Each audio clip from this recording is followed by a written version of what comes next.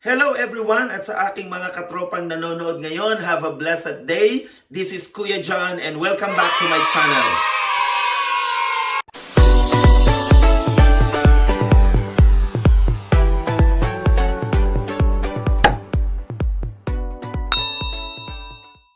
Ngayon medyo malamig po, ay minus 21 ngayon sa Alberta, Canada. Halina po kayo, samahan niyo po ako papunta sa aking work.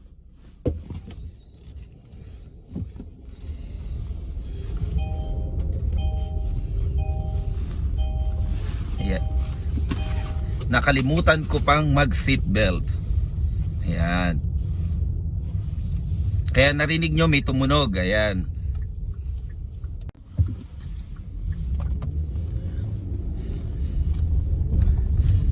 Ngayon po medyo malamig kami ngayon. Minus 21 po ngayon sa Alberta, Canada. Ang isa sa mga na-observe namin dito, ang Canada very strict when it comes to rules, and lahat po ay nagfa-follow pagdating sa rules and regulations.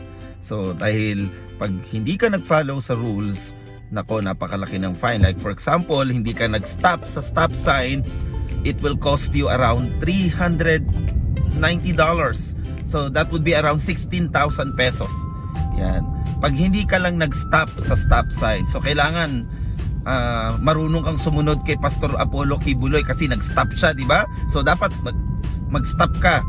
Kung hindi, $16,000 ang babayaran mo pag nahuli ka ng pulis. Ayan. Ayan. So ngayon naka-stop po tayo kasi nasa school zone tayo.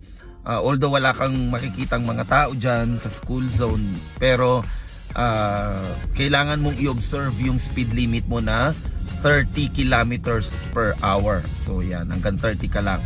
Kasi pagka nahuli ka ng police na more than 30 kilometers ka per hour, so malaki po ang multa, masakit sa bulsa. Kaya kailangan you need to observe. Yan, ganyan po tayo dito sa Canada. Napakahigpit po nila dito. When it comes sa traffic rules, pagka stop, pagka slow down, kung ano po yung speed limit. So normally ang speed limit naman dito pagka nasa town ka is 50 kilometers per hour. So yung may mga road naman na you can go 60, 70, pero that's the maximum. So sa ngayon malapit na po tayo sa office na aking pinagtatrabahuhan, at ayan na,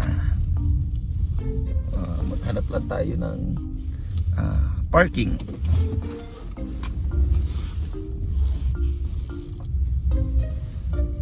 So, ayan.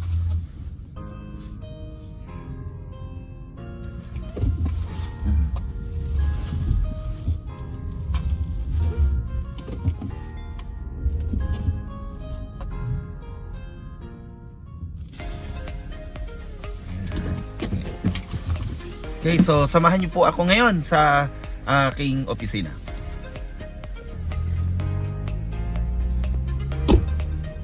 Po, papunta na tayo sa aking office. So, medyo nag-snow po kami ngayon. Ayan. Ayan, para makita ninyo. Ayan. So, medyo malamig talaga. Sobrang lamig.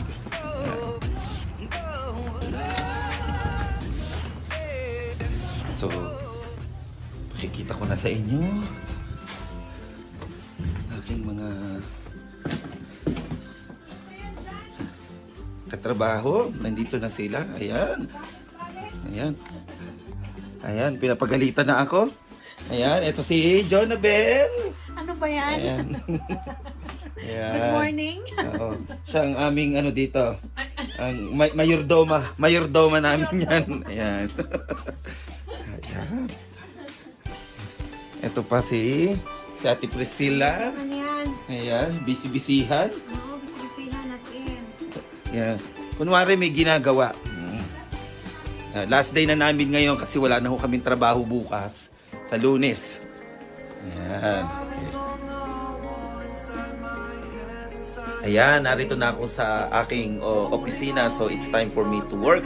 Pero bago ako mag-work, ipakita ko muna sa inyo kung ano yung aking office space dito. And ito ang aking workstation. So I have 3 screens sa aking computer kasi kailangan ko ng maraming windows na naka-open para madali ang aking trabaho. Of course, ang aking telephone. Ayan, magulo ang aking mga nilalaman ng aking office. Ito pa. Ito naman yung aking mga files. So, meron akong electric fan kasi pagka summer dito, sobrang init talaga. Ayan. So, ito ay yan ang aking picture na niregalo ng aking dalawang cute na babies nung Father's Day. That was 2 years ago. Ayan. So, meron akong table dito. May maliit na chair. At saka dito sa chair. Ayan. So, dito ako nag-work. Ayan. Ito ang aking workstation. Ayan. Nakalimutan ko ngayon, may Christmas lunch pala kami ngayon. So, mag-prepare lang ako para sa aming Christmas lunch. And I'm going to show you now ano yung pinrepare namin na simple Christmas lunch dito sa aming office. Ito na to. Kain na tayo. Kain na dyan. Kain na. So this is our lunch. Lunch lang ho namin ito. Ayan, simple celebration. Ayan, this is Ate Marie. Ayan, kumakain siya ng takure. Ay, takure. Takoyaki. Takura. Ayan. Kain ako. Ayun, Masarap. ayan. Ano tayo? Kain na dyan. Kain na. Ayun. Sa loob. Ano yan akong sauce?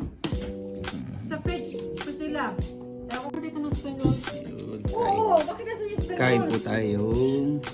Sabi mo meron. Walang spaghetti? Ay, hindi na-order ako ng spring rolls. Ate. Akala ko nag-order ka ng spaghetti natin. Nag-order ako ng spring rolls. Sarap. Ay, kare-kare. Ay, sige magluto tayo. Bakit walang spring rolls? Sabi niya na may fan. May sinabi si ate na